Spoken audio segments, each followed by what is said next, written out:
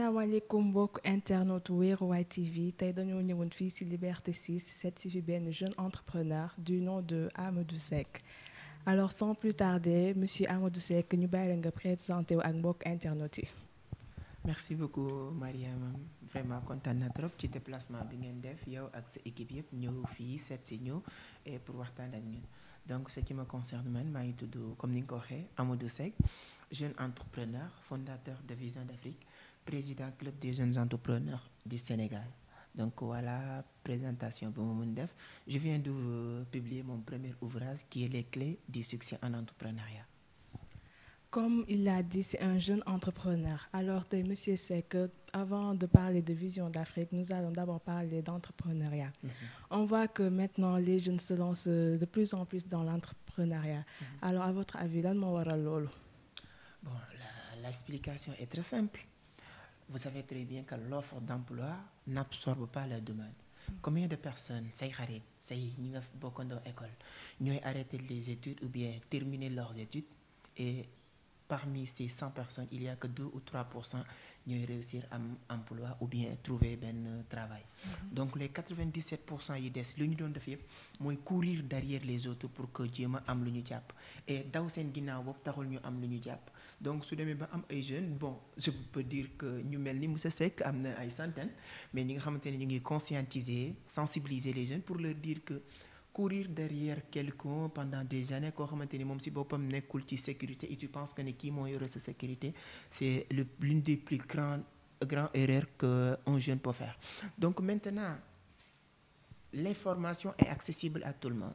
On n'a plus besoin d'attendre que les Américains, les Français fassent quelque chose pour qu'on puisse le faire.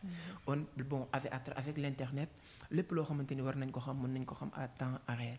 Donc les jeunes xam nañ ne actuellement gis nañu aussi un monsieur Seck qui n'a jamais allé à l'école qui est en train de faire beaucoup de choses et c'est juste pour parler voilà donner un exemple il y a des milliers de personnes qui font ça et day influencer yeneen jeunes yi pour ñu def ko donc je pense que ne explication bu gën a simple mooy amatuñu choix. Entreprendre en 21e siècle ce n'est plus une demande mais c'est une obligation et man je pense que ne ni nga waxee ni am na ñu bëri dañu may poser même question bi entrepreneuriat devient populaire ça reste cette virus entrepreneurial lorsque je parlais de virus entrepreneurial c'était en 2018 je me rappelle très bien un séminaire que je dirais que il faut propager cette virus entrepreneurial chez les jeunes et voilà le corona arrive pour nous donner encore un autre virus mais je pense que c'est normal aussi pour que cette virus entrepreneurial soit propagée partout au Sénégal. Le Sénégal ne se limite pas à Dakar. Vous êtes à Dakar, c'est pour cela que vous pensez que l'entrepreneuriat est populaire. Ça reste, il faut les Saint-Louisiens, il faut les Casamance, il faut les Kaolackois, il faut tout le monde entreprendre pour qu'on puisse développer le Sénégal. Je pense que l'une des raisons, je pense que c'est l'offre d'emploi n'absorbe plus la demande. On est obligé d'entreprendre. Ok si sa biir wax nee nga ñu bëri ñu ngi quitter sa jàng yi pour dem entreprendre et yaa ngi naa da nga def ay séminaires aussi alors selon toi entrepreneuriat dañ ko war a jàng wala ça vient comme ça naturellement. L'erreur monumentale dans la vie l'erreur monumentale dans la vie c'est de se lancer sur X ou Y domaine sans se former. Pour dire ça dépend maintenant quelle formation moom nga war a def. Quand on dit entreprendre il faut avoir la persévérance la motivation, la patience. C'est très important d'être patient. Donc, ce sont des clés, des éléments qu'il faut avoir avant de se lancer. Mais les meilleures techniques pour réussir, ou bien les meilleures manières pour réussir en entrepreneuriat, c'est de passer à l'action. Je ne dis à aucune personne d'attendre pour acquérir toutes les informations pour se lancer. Non, il faut se lancer, mais au cours de route, vous continuez à apprendre. En entrepreneuriat, lire des livres. Allez dans les séminaires, dans les formations, côtoyer des personnes qui sont peut-être faire ce que vous voulez faire. Koo xamante ni déjà il est journaliste, vous voulez devenir journaliste, côtoyez cette personne. Vous voulez devenir un entrepreneur, telle personne, X personne, Y personne vous inspire. Essayez de côtoyer ces personnes. J'ai l'habitude de dire, si Marianne, aujourd'hui, vous faites la communication, du marketing, si vous fréquentez 5 médecins, vous avez la forte chance de devenir le 6e. Pourquoi? Parce que vous allez entendre ces médecins donner des conseils. Si ces médecins-là, ils sont plus là, tu seras capable de donner les mêmes conseils. Donc, si vous voulez entreprendre, approchez-vous des entrepreneurs. Tout le monde est entrepreneur. Tout le monde. Au Sénégal, surtout, ñëpp ay entrepreneurs lañ. Suñu yaay yi dem ci marché bi lal seen table di xolli jën c'est un entrepreneur. Quelqu'un qui est talibé du journal, c'est un entrepreneur. Il faut que l'État crée un environnement propice pour l'entrepreneuriat. Mais l'État ne doit pas être là pour promettre les jeunes que je vais créer de l'emploi. L'emploi n'est pas perdu pour le chercher. On cherche quelque chose qui est perdu. Donc, ce qu'il faut faire, l'État doit créer un environnement propice, mais les jeunes doivent se lancer en entrepreneuriat. Donc, la meilleure manière, c'est de se former. Mais quels arts de formation? Lire des livres, aller dans les séminaires. L'éducation, c'est tellement important. Moi, je ne suis pas quelqu'un qui dénigre l'école. Je dis souvent que, comme disait Mandela, l'arme le plus puissant pour changer le monde, c'est l'éducation. J'ai compris. Abraham Lincoln disait aussi, si vous pensez que l'éducation coûte cher, essayez l'ignorance. Ça coûte beaucoup plus cher. Mais maintenant, pour ça, ça ne suffit pas. Aller à l'école, la comptabilité, il y a beaucoup de métiers qu'on est en train d'apprendre à l'école, ça va disparaître. Donc, ce qu'il nous reste à faire, c'est de savoir quels arbres d'arbres qu'il faut implanter dans notre tête. Donc là, il faut se côtoyer des personnes qui savent très bien les arbres qu'il faut implanter dans vos cerveaux. C'est très important. Mais aussi, vous ne pensez pas qu'une personne doit avoir des qualités particulières pour pouvoir entreprendre? Oui, des qualités particulières, c'est la motivation, persévérance, surtout patience. Les jeunes d'aujourd'hui, y compris moi, on est impatients. Moi, aujourd'hui, je veux devenir milliardaire. Je parle que de milliards. Et alors, si vous faites des recherches approfondies, vous allez voir que toutes les personnes qui se disent milliardaires, ce sont des personnes, ce sont des personnes qui ont 60 ans, 70 ans. Nous, on n'a que 15 ans, 20 ans, veut devenir milliardaire. Donc, il y a un processus. Donc, les qualités particulières pour entreprendre, c'est la patience, persévérance, la motivation et continuer à se former. La formation en entrepreneuriat, ce n'est pas comme à l'école, c'est-à-dire faire 20 ans de cursus et dire que j'ai terminé mes études. C'est les pires choses que vous pouvez dire sur l'entrepreneuriat. C'est-à-dire, en entrepreneuriat, ça ne se fait pas comme ça. C'est la réactualisation du jour au jour. Quelqu'un qui a fait le médecine en 1980, il dit que je suis médecin. Il a fait sa thèse, ou bien son thèse en médecine en 1980. Il a arrêté d'apprendre. Cette personne n'est plus médecin en 21e siècle 2021. Parce que la façon dont on applique le médecin aujourd'hui, ce n'est pas la même façon. Aujourd'hui, avec l'intelligence artificielle, on a des machines qui vont faire le diagnostic cardiovasculaire, etc. Donc, c'est pour cela, en entrepreneuriat, il faut continuer à se former tous les jours. Aujourd'hui, j'achète une formation. Une fois terminé, j'achète un autre livre ou bien une autre formation pour continuer à se réactualiser jour au jour. C'est ça l'entrepreneuriat. D'accord. Si ce bureau, vous avez dit que vous n'avez pas fait les bancs. Alors, est-ce que tu peux nous parler de ton parcours? Voilà, le parcours, je pense que ce n'est pas interdit de vous dire que j'ai parlé tout ici, développé tout le parcours. Bon, juste pour résumer, je n'ai pas allé à l'école. Souvent, dans les séminaires, dans les forums, l'année dernière, j'ai réussi à faire le tour de l'Afrique. J'ai fait Togo-Bénin, co-organisé une tournée Africa Tour. Quand je dis je n'ai pas allé à l'école, certaines personnes me disent est-ce que c'est vrai? Je ne dis pas quelque chose pour qu'on me croie ou pas. Je le dis parce que c'est la vérité. Je n'ai jamais allé à l'école. Mais ça ne veut pas dire que je n'ai pas dépensé dans ma formation. Ce que je dépense dans ma formation, je taquine souvent mes frères et mes sœurs pour leur dire que vous, les étudiants, vous n'avez pas dépensé ça. Moi, j'achète des formations à 25 000, 30 000, des livres à 37 000. Le dernier livre que j'ai acheté, je l'ai acheté à 37 500, un livre d'Abdoulaye Wade. Pour vous dire, j'ai dépensé beaucoup. Et ensuite, je fais un parcours. Lorsque je parlais de ce parcours dans mon livre, ce n'était pas pour parler de moi. L'objectif, c'est de permettre X personnes, Y personnes de leur dire que c'est possible. J'ai commencé par vendre des sachets plastiques. Marché Gueule-Tapée, ce n'est pas quelque chose qui date des siècles. Vous connaissez les sachets qui coûtent 15 francs, 25 francs, 50 francs. J'ai fait ce métier pendant 1 an ou plus. Ensuite, je vends des CD. Des CD graphés. C'était en 2006, 2007. À l'époque, c'était interdit. J'étais arrêté. Emprisonné peut-être pendant 2 ou 3 jours. Donc c'est l'une des choses il fait partie des choses qui me marquent le plus sur mon parcours. Lorsque je voyais ma mère venir en train de pleurer, voilà, je me suis dit qu'une fois sorti, je vais arrêter. Je vends des journaux. Les gars que vous voyez mettre des journaux ici, courir derrière les carapites. J'ai fait ça pendant 1 an. Je ne dis pas 1 jour. Pour gagner 20 francs sur chaque journal. Tout ça, je l'ai partagé ici. Ensuite, avec la curiosité, j'y allais à l'université pour découvrir. J'y allais à l'université découvrir une multiservice, j'étais embauché quelque part. Et à quel moment vous avez décidé d'entreprendre et qu'est-ce qui vous a motivé? Bon, lorsque j'ai entré à l'université 2008, j'ai commencé à lire des livres comme Robert Kiyosaki, de côtoyer des gens pour vous dire, votre entourage. Si vous fréquentez 5 médecins, vous pouvez devenir le sixième. Exactement, je vous avais dit que aussi si vous fréquentez 5 entrepreneurs, vous pouvez devenir le sixième entrepreneur. À l'époque, je commençais à fréquenter des entrepreneurs, de lire des livres entrepreneuriaux, tout ça. Je me suis dit, j'ai compris, j'ai commencé à instaurer un autre mindset qui me dit que tout ce que vous allez faire ici dans cette multiservice ou bien dans cette entreprise, c'est d'apprendre. C'est apprendre des choses qui vont vous permettre de devenir une autre personne, apprendre des choses qui vont vous permettre de devenir une autre personne, premièrement. Une fois devenu une autre personne et maîtriser les choses, vous n'avez rien à faire ici. Donc moi, je ne travaille pas pour apprendre, mais j'ai travaillé. Je ne travaillais pas pour gagner, mais je travaillais pour apprendre. Lorsque je maîtrisais tout, je me suis dit que maintenant, il est temps pour aller. C'était en 2016, j'ai décidé de se lancer à 100% sur l'entrepreneuriat, créer mon entreprise qui s'appelle Vision d'Afrique. D'accord, Vision d'Afrique. Alors, vous pouvez nous dire qu'est-ce que c'est que Vision d'Afrique? Vision d'Afrique, j'ai débuté en créant une petite multiservice. Mais l'objectif et l'intention, c'était de créer une empire.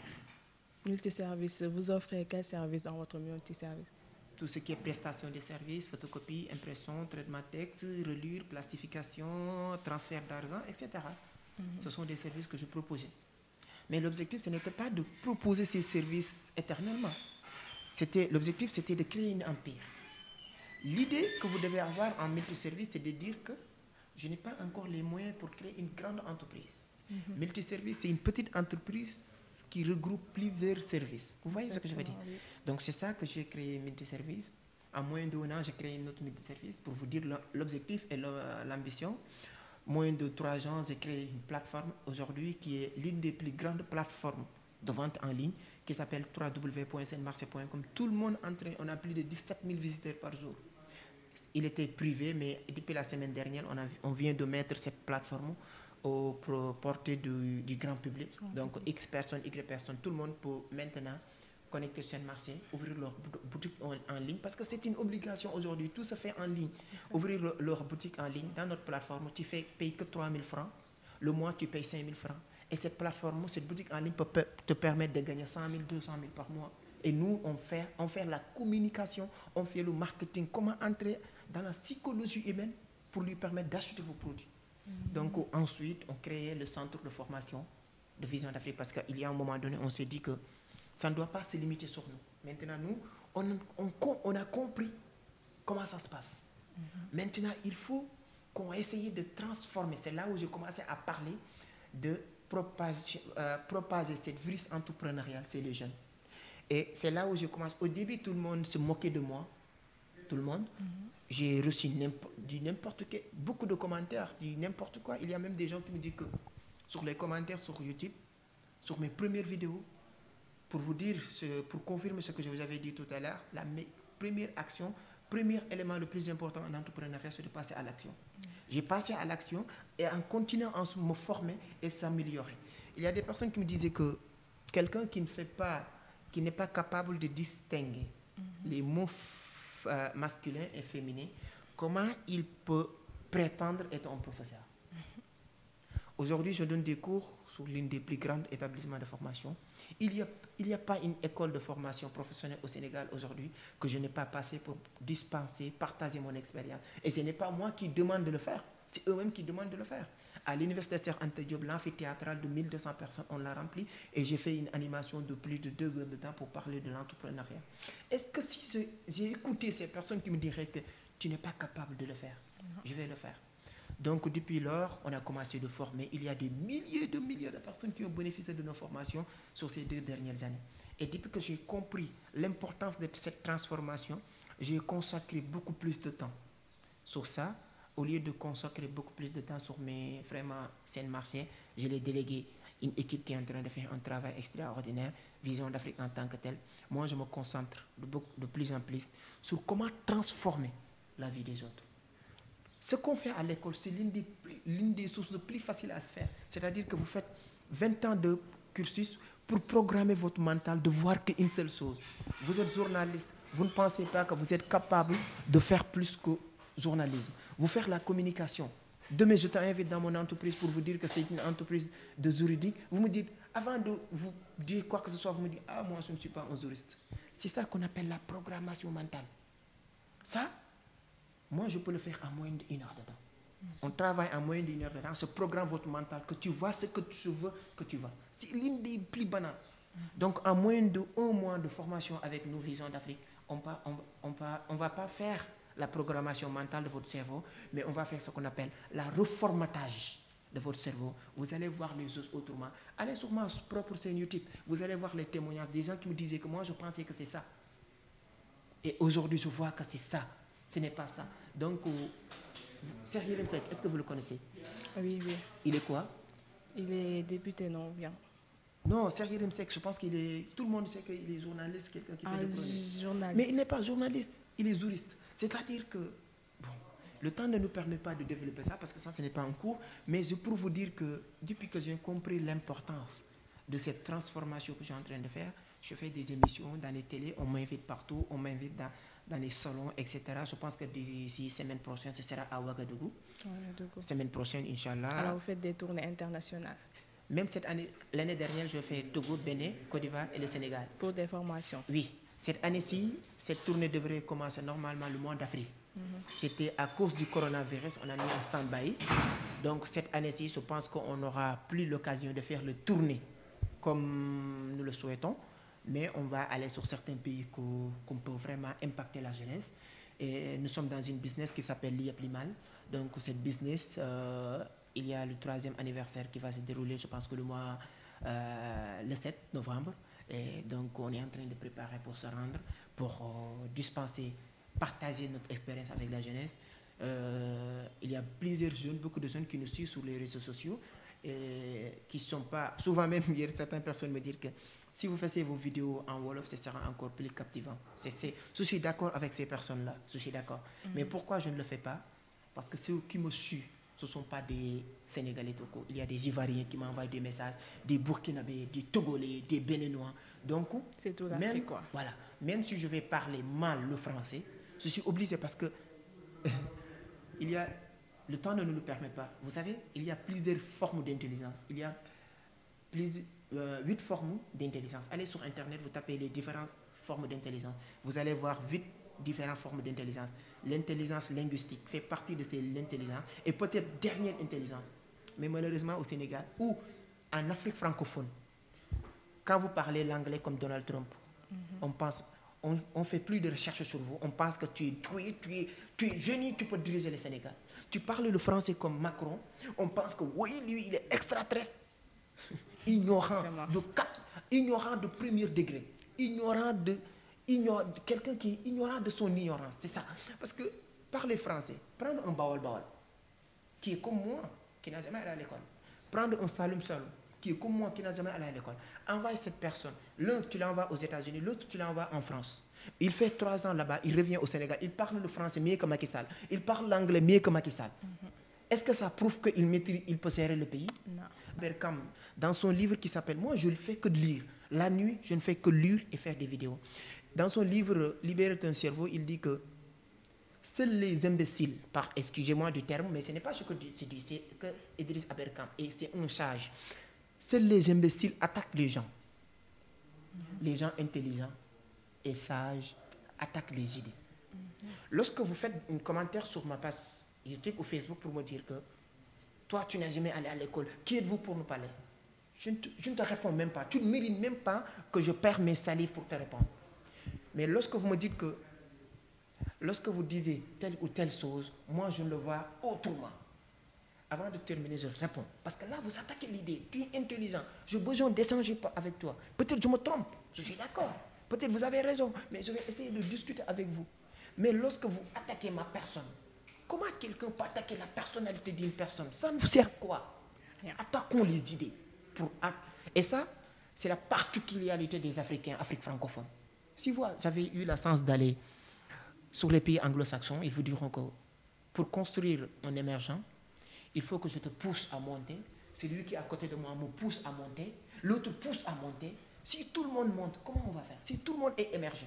L'émergence d'un pays ne se mesure pas sous, si le pays est propre. Ça va se mesurer si les citoyens de ces pays, chaque citoyen se sent même cette émergence. C'est ça, mais les Africains, surtout les Africains francophones, on se détruit nous-mêmes. Et quelqu'un qui veut... C'est Albert Einstein qui disait que tu n'as pas besoin d'éteindre la lumière des autres pour que la nôtre brille. Si cette salle a 5 lumières, éteindre une lumière de quelqu'un d'autre, est-ce que ça va t'empêcher de briller? Non. Mais si toutes ces lumières est brûlée, la salle va être comment? Éclairée.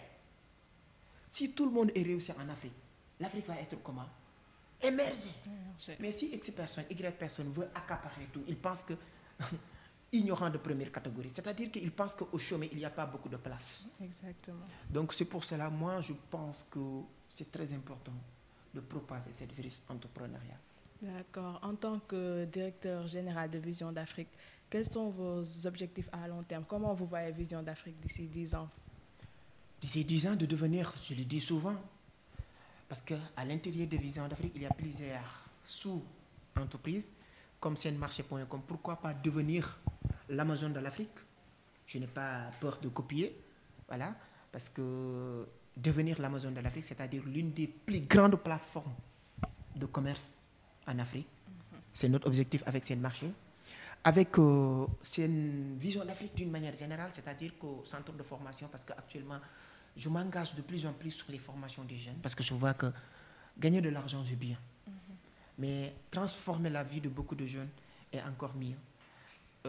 Ma fierté, ce n'est pas lorsque je vois ce que je gagne. Ou bien, à chaque fois que quelqu'un achète ce livre, il paye. Mais l'argent qu'il me donne, ce n'est pas ma fierté. Mais ma fierté, c'est lorsqu'il lit le livre, il m'appelle encore. Et 90% des gens qui lisent le livre, c'est exactement ce qui se passe. Me rappeler pour me dire que tu m'as transformé. J'ai appris énormément de choses grâce à ces livres.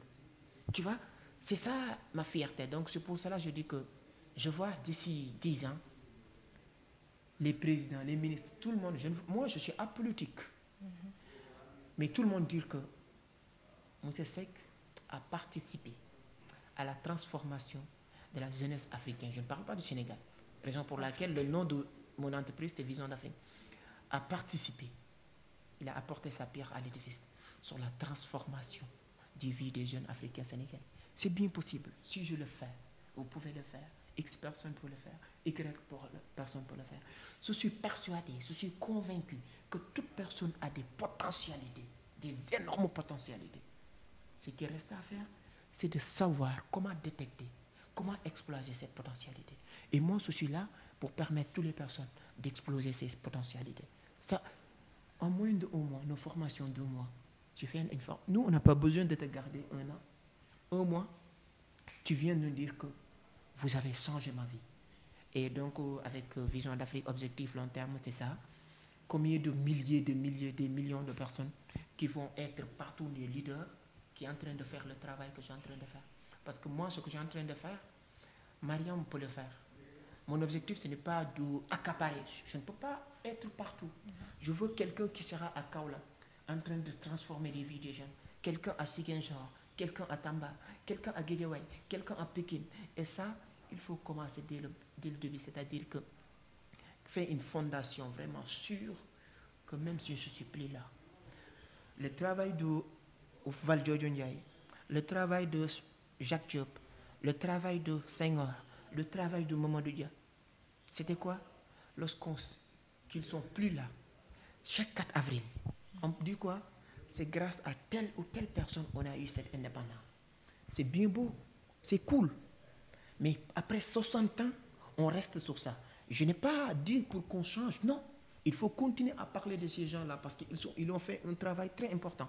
Mais il faut aussi des jeunes comme Mariam, comme moi, comme X personnes, comme Y personnes, commencer aussi à faire un autre travail pour que d'ici 10 ans, si on fait des fêtes de l'indépendance, on dit c'est grâce à Mamadou Dia Valdiodio Ndiaye, on a eu, comment il s'appelle, notre indépendance, mais c'est grâce à Moussé Seck, c'est grâce à Madame Mariam Cham, c'est grâce à telle personne qu'on a eu des jeunes conscients entrepreneurs. La fête, c'est bien. Fêter, c'est bien. Mais en Afrique francophone, c'est trop. Il y a beaucoup de personnes qui divertissent les gens sur le net, non? Mais il faut aussi des gens qui vont conscientiser les gens. C'est bon. Avoir 1000 vues, avoir 2000 vues, 5000 vues sur mes pages Facebook, ce n'est pas un problème. Les gens me disent qu'il y a certaines personnes qui font 1 million de vues. Oui. C'était quoi leur audience? C'est ça l'important. Moi, je ne cherche pas des gens qui viennent. Si vous me voyez danser ici et balancer ça, tout le monde va étonner. Tout le monde, ah, c'est ce qui est en train de danser. Tu vas avoir 1 million. C'est ça que je veux? Non.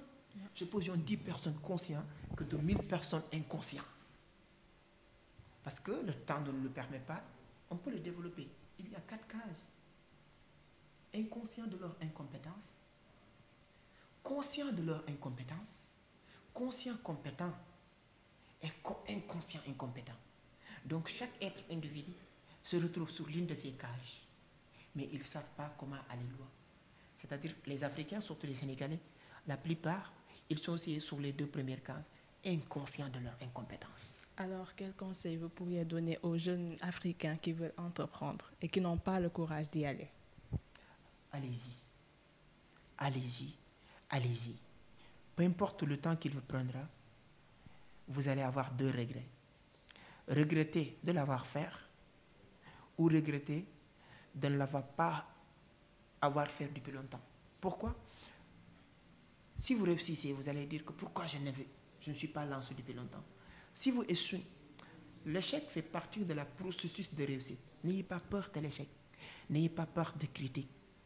S'il y a une seule et unique façon ou manière de ne pas être critiqué, c'est de ne rien faire. Quelqu'un qui ne fait rien, c'est quelqu'un qui ne veut rien. Si vous ne voulez pas avoir rien du tout, tant pis pour vous. Restez chez vous, dans votre coin, ne faites rien du tout. Personne ne viendra vous critiquer. Vous commencez. Tu écris un bon livre de 100 pages. Il y a une petite phrase qui manque virgule. Des personnes qui se concentrent passent tout leur temps pour discuter sur cette manque de virgule. Et il y a 200 pages normales que vous pouvez discuter. Ne perdez pas votre temps sur ces genres de personnes. Allez-y, allez-y. Vous allez réussir. L'entrepreneuriat, c'est une obligation en 21e siècle. S'il vous plaît, mes amis, mes frères, mes sœurs, vous n'avez pas d'autre choix de se lancer. Même si vous avez un bon boulot, c'est bien, mais ça ne suffit pas.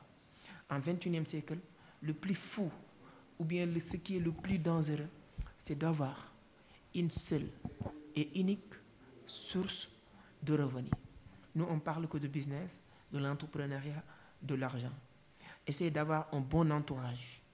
L'entourage qui va vous tirer vers le bas, vers le haut, et éviter les entourages toxiques. Quelqu'un qui est négatif, comme un ordinateur. Si vous avez un virus dans votre ordinateur, ce virus va faire quoi? Contaminer les données, données par données. Et il y a un moment, l'ordinateur va faire comment? Cracher, planter. C'est exactement comme vous. Si vous êtes une bonne personne, vous avez des ambitions, visions très claires, vous fréquentez des toxiques, ils vont commencer à faire quoi? De vous contaminer, étape par étape. Le moment où vous devez aller travailler, ils vont vous inviter à aller jouer au foot. Le moment où vous devez aller travailler sur vos projets, ils vont vous inviter à aller au restaurant, rencontrer des filles. Et il y a chaque chose à son temps.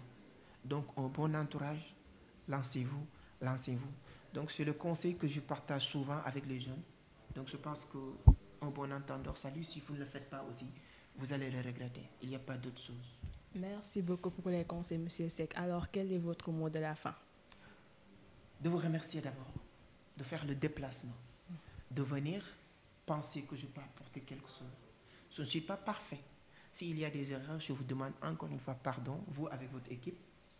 Et je vous remercie encore une fois. Ce que vous êtes en train de faire est noble. Ce que vous êtes en train de faire est... C'est ça l'entrepreneuriat.